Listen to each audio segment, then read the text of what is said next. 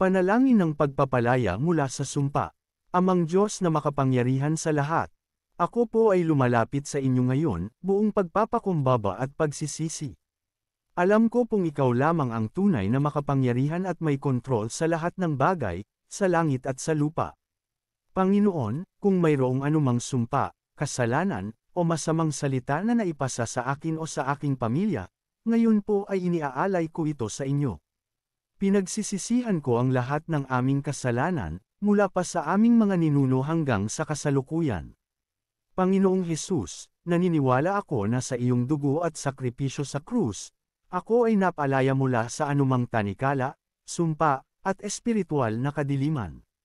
Kaya sa pangalan ni Hesus, winuwasak ko at tinatalikuran ko ang lahat ng sumpa sa aking buhay, pangkatawan, pampamilya, pangkabuhayan, at pang-espiritual. Sa kapangyarihan ng banal na espiritu, hinihiling ko ang kalinisan ng aking puso, isipan, at kaluluwa. Punuin mo po ako ng iyong liwanag, pag-ibig, at kapayapaan.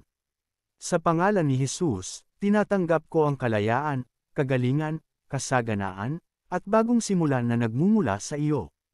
Tulungan mo po akong mamuhay ng may kabanalan at katapatan sa iyo araw-araw.